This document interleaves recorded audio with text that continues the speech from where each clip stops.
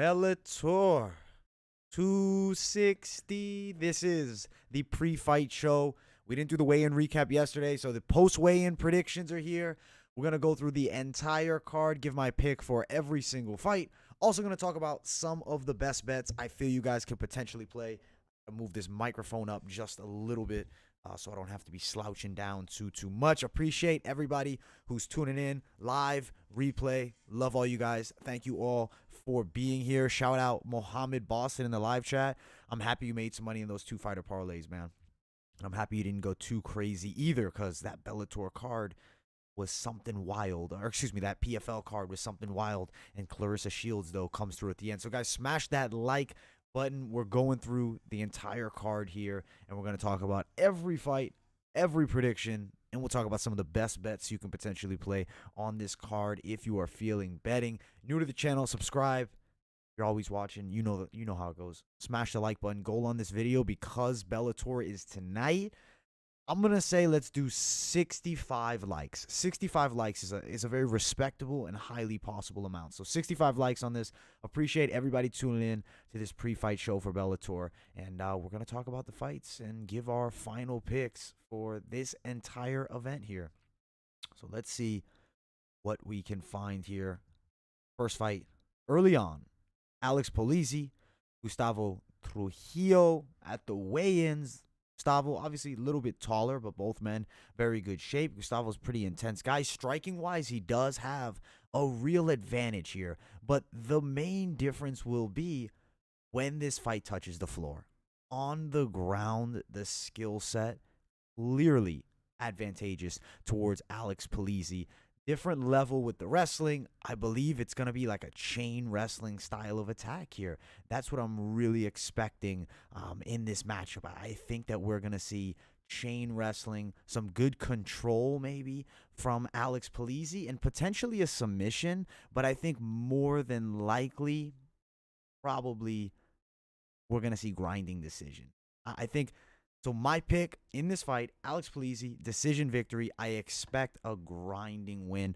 Lots of control time from the top position. And I think he works towards that win, which will be a pretty key one to have, I would say, at this point for Alex Polizzi, who beat Rafael Carvalho coming into Bellator. And that's a good win, but then runs into Julius Anglicas.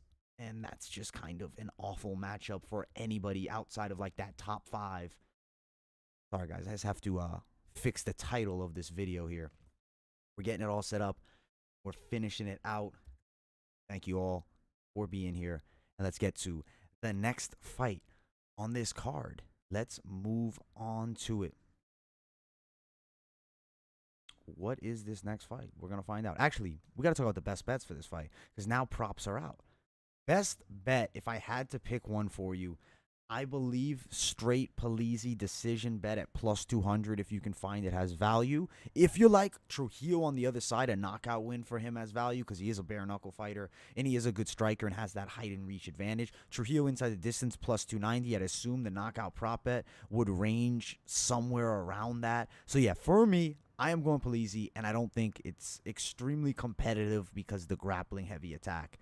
Amanda Bell, Marina Mocantina. I like Amanda Bell. I liked her confidence at the weigh-ins. She has the energy to win this fight. 7-7, so terrible pro record, but it's not about the record.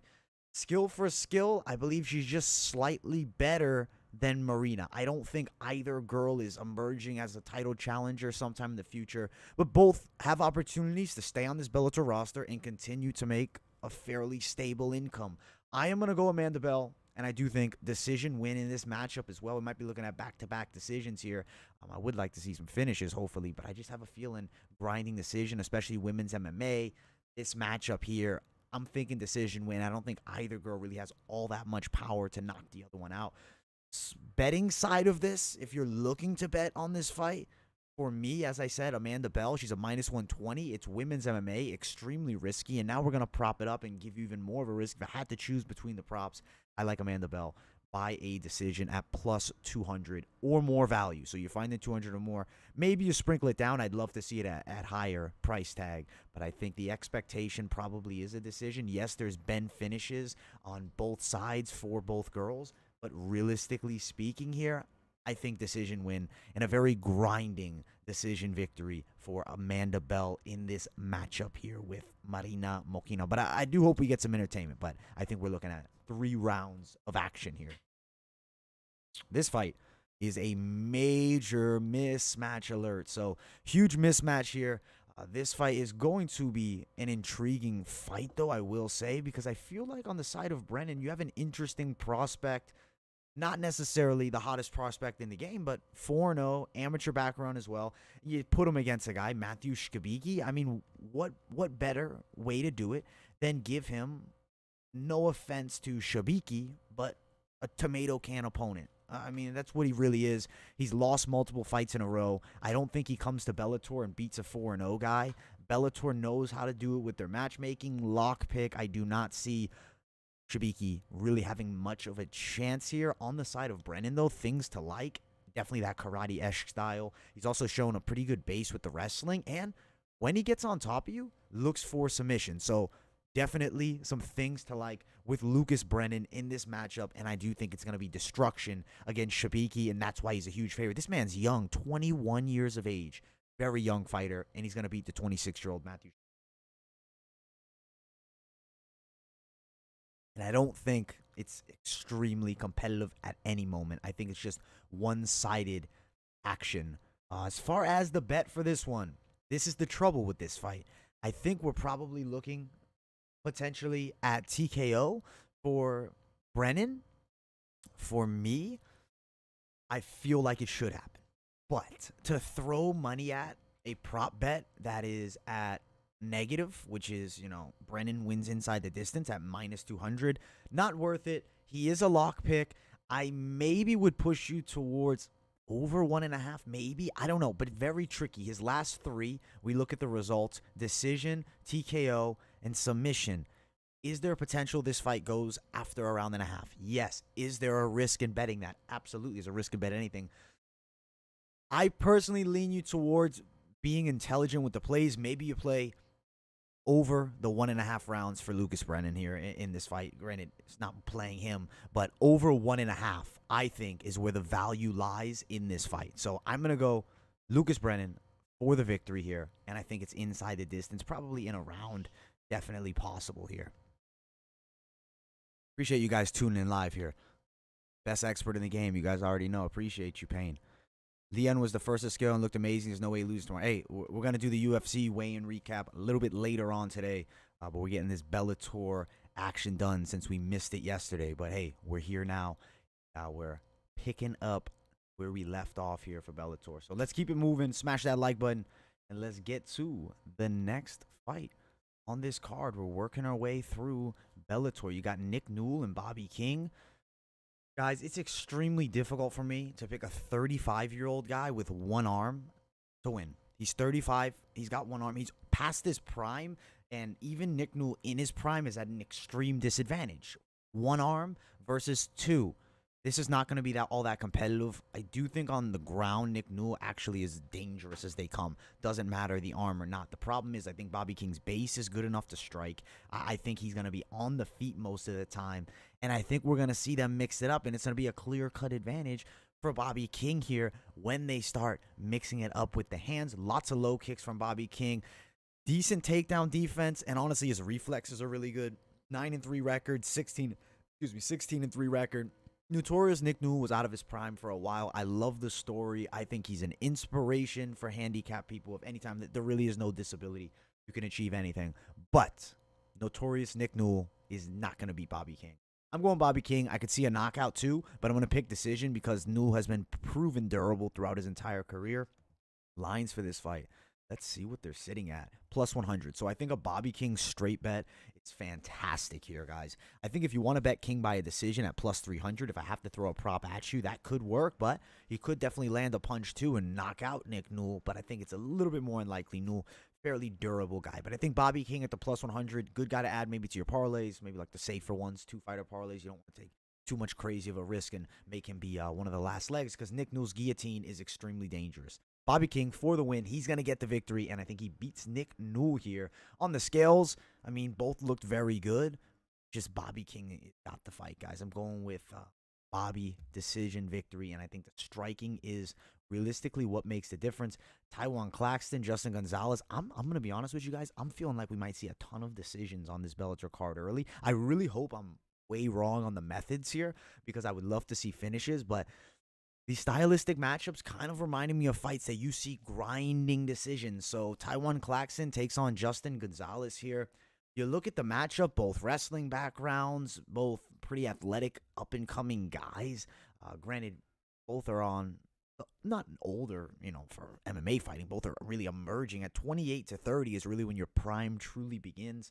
Taiwan Claxton, southpaw with explosive striking on the other side. You got a really feared regional scene guy in Justin Gonzalez. Good striking, very good reflexes. The guy's a patient fighter, and his wrestling game is serious, and the ground and pound is powerful. Both guys' wrestling backgrounds, Gonzalez a little bit better.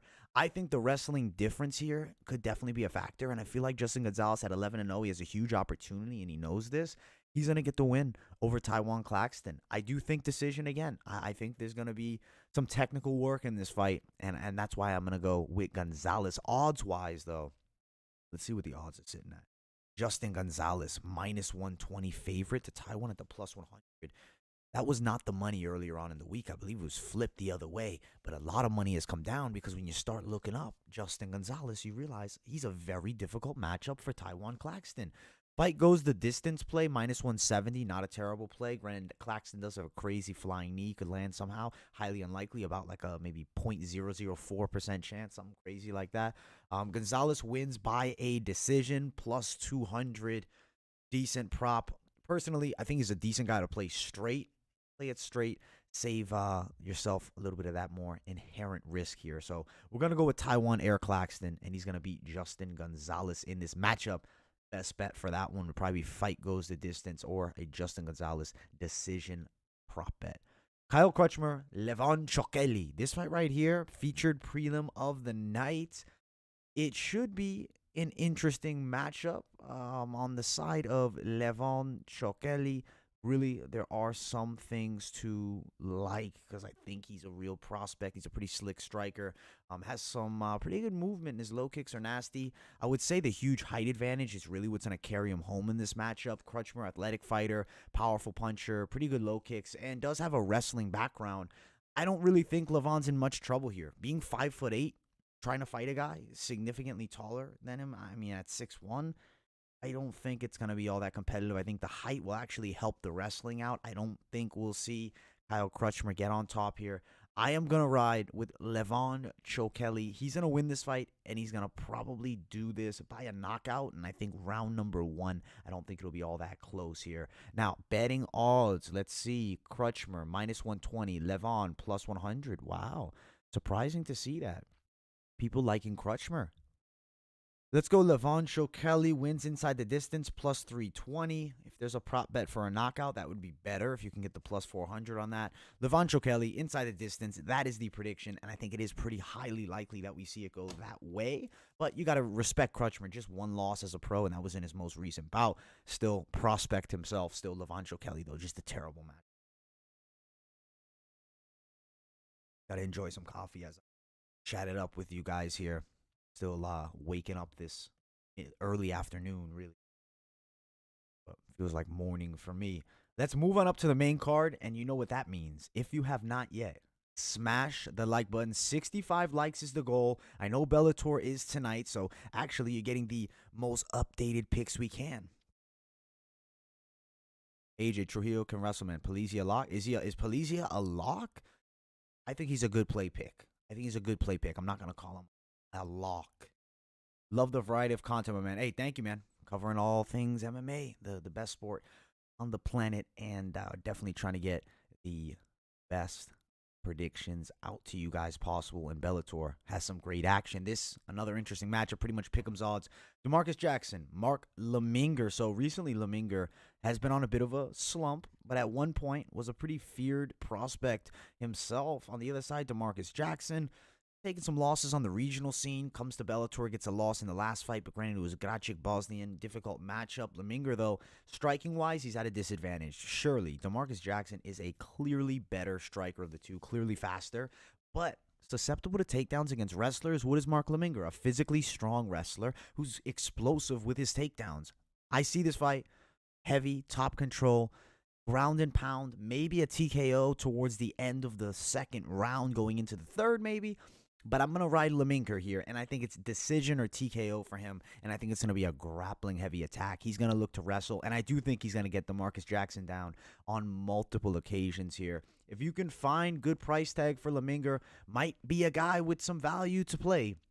And the one I am really going to lean towards potentially is that Leminger wins by decision if the money is good, plus 175. Not really interested in that. I'd rather bet it straight and eliminate that risk. Leminger by TKO, plus 420. Maybe there's good luck there, plus 420. Ooh, I don't know. Maybe Leminger there by a TKO might be worth it, especially that plus 420 tag for the best you can get at that lucky number 420. So,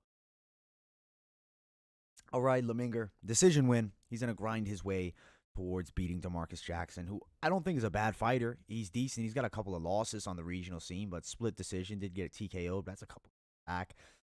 The other fights behind them are irrelevant. And also, let's be honest, Mark Leminger being 6'1", significantly bigger guy. DeMarcus Jackson on the feet will be at a disadvantage just with that in itself. Surely has the longer reach, but still being shorter, has less size, less length. From the outside, the arms, though, would be able to land straight punches. But Leminger, wrestler, physically strong, finds the way inside and grappling heavy attack. We're going to see grinding, chain wrestling from Mark Leminger in this matchup here. Let's keep on pumping. Aaron Pico, Aiden Lee. This is a fun fight. This is a real fight because Aiden Lee can strike. He's a very wide stance striker, a guy that's very rangy. I mean, you look how tall the man is, 6 foot tall, fighting at 145 pounds. That is a very tall guy, and it's a guy with very good stand-up skill set. Lots of lateral movement throughout his fights. Will post with the lead hand. Karate-esque background without a doubt. Real fight for Pico, but Pico does have some serious stand-up skills himself. We've seen him knocked out in the past, and, he's lost before, but he's really coming into his own. His last fight, he showed wrestling. And when a guy that should have been in the Olympics for wrestling chooses to now wrestle in MMA when he already has dangerous stand-up, this is trouble for anybody. The ground and pound is serious. The prospect is serious. Aaron Pico, 24 years old, emerging, getting better, and better. I believe this guy will eventually hold a world title somewhere, and I do believe Aaron Pico moves toward that title shot, beats Aiden Lee here, and I think he TKOs him. Not an easy fight. Second round TKO, though, and he needs to probably get inside or get it to the ground because from distance, the kickboxing range clearly more advantageous for the 6 foot tall opponent here. But Aaron Pico, good pick. Not a good bet, though, because the fight stylistically much closer than the odds would have it. But the Pico name value is what carries him through. Personally, I would say skip a bet here unless you're looking to really try to go Mystic Mac here. Maybe you want to go Pico wins by TKO in round 2 plus 400, but that's not even all that valuable right now. Pico wins in round 2 plus 450. Maybe you want to throw that down, but I don't really think the props are all that valuable here. Too much minus money. And Aiden Lee's a difficult fighter, and Pico has been, he has been beaten and finished before. So Aaron Pico for the win, but betting-wise, odds being as wide as they are, maybe better to sit this one out and just enjoy the up-and-coming prospect, Aaron Pico. Next bout, it's the co-main event. We've already arrived at that co-main event. Ass-kicking machine, Jason Jackson, Paul Semtex Daley. Great co-main event. Super exciting matchup here. I am extremely excited to see these two face off. It's going to be awesome. Stylistically, fun fight. Very excited to see this matchup here between these two because Paul Daley's hands are straight dynamite. The left hook can put anybody to sleep. If he touches your chin, you are going unconscious, and there's no questions asked. I don't care if you're up at probably 185 pounds. He's probably still putting you to sleep. Thing is, age. He slowed down a bit. Last fight seriously hurt. Jason Jackson, though, happens to not be a guy with a lot of knockout power. He's a pop guy. He pops you with shots. He moves, volume punches, very good athleticism, and honestly does have a pretty decent grappling game now as well. Granted, early on in his career was not very good on the ground. Has improved tenfold. Paul Daley's wrestling, never terrible, but never great. In this matchup, the truth about this matchup really is that Jason Jackson has range advantage, and I do believe you're going to see that range advantage used in this fight here, and I think that's why we'll see Jason Jackson victorious. The range management is what will carry him through, and a lot of clinch here. It's going to be clinch heavy, guys. The way Jason Jackson needs to win is probably a lot less entertaining than the style that Paul Daley needs to use to win. So for entertainment value, you hope Paul Daley sleeps him. But realistically speaking, grinding, clinch heavy attack against the cage, Jason Jackson, he finds a way to beat Paul Daley in this matchup. Daley fighting at 175. I have some great ideas for Paul Daley. I think Paul Daley should find a way to fight in some professional boxing, especially with that knockout power that he has. And this guy, he is a long guy, though. In the live chat, I just saw what you said there. Crazy-ass reach for Daley. Yeah, 76-inch. Almost the same reach as a guy who's 4 inches taller. So Paul Daley's a specimen with the arms. And he's got serious power. But at 38, very hard to pick against him here. Excuse me, very hard to pick him here against a guy like Jason Jackson. But that does not mean there's not value on the betting side in Paul Daley. Forget about the prediction side. The betting side, Daley's left hook to anybody's chin is knockout. So if you are a betting man at plus 335, you should sprinkle down Paul Daley by knockout here. Save yourself on the back end. But I do think Jason Jackson by a decision is a likely outcome. It's very hard to finish a guy like Daley. Granted, he was hurt against Homasi. Homasi has more power than Jason Jackson, though. Levels difference of skill set. Jason Jackson significantly better than Sabah. Far as Jackson wins by a decision, minus 110. I don't think the props have the value here with Jason Jackson. I think that he's a guy maybe you put on some of the parlays, but I will stray you away. I would rather lean you towards betting the Paul Daley knockout prop, even though that's not the prediction.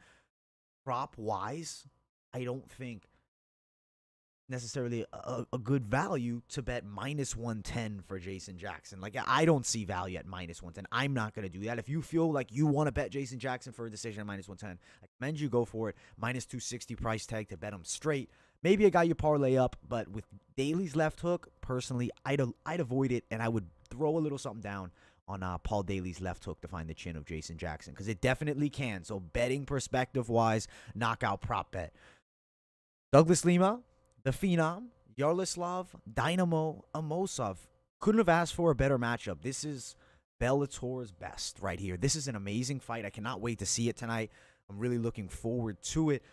Calm fighter, Amosov, and has that combat sambo background with a very good wrestling skill set. At 25-0, this guy has a ton of experience. His jab is very good. His cross is dangerous. For a guy that realistically majored in combat sambo, that is this man's education.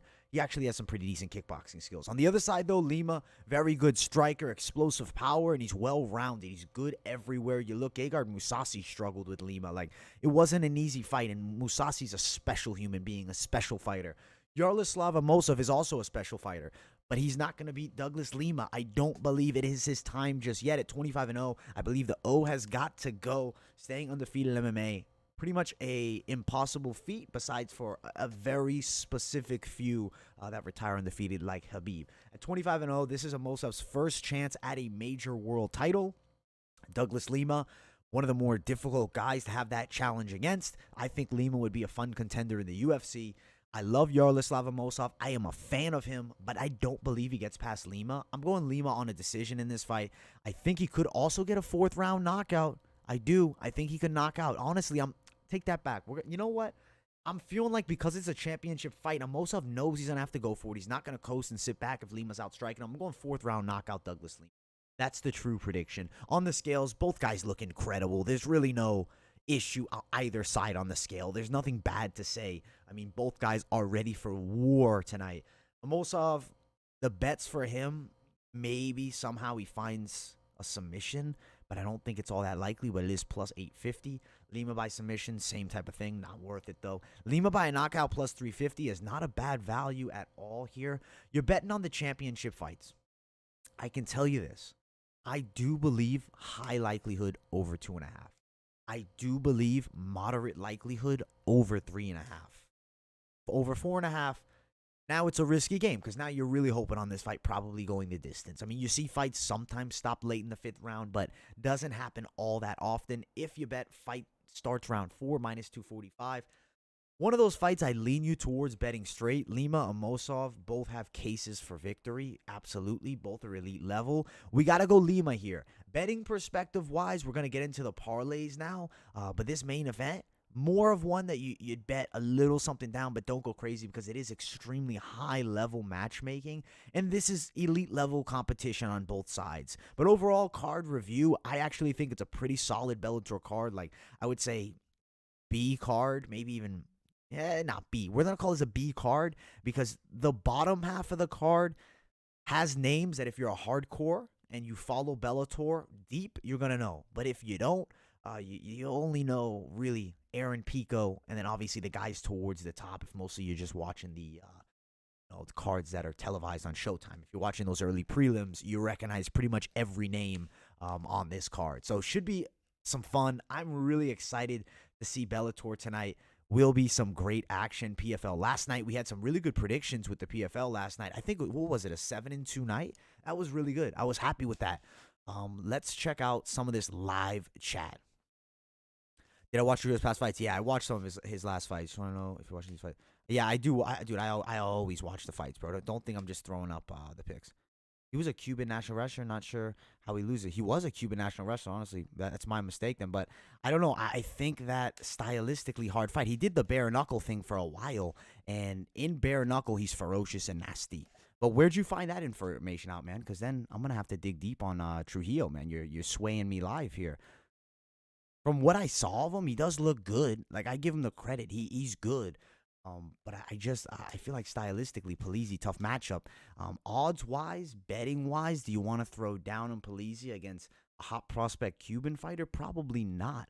But I do think Polizzi finds a way to win. On the ground, he's dangerous, and the heel hook, just in itself, that the man has in the arsenal, kind of deadly and dangerous here. So for me, I'm going with the man. The bare knuckle fighting, though, I gotta say, on the feet, if Polizzi is not intelligent and he decides to try to strike with this guy, I think he gets his head taken clean off, to be 100% honest here.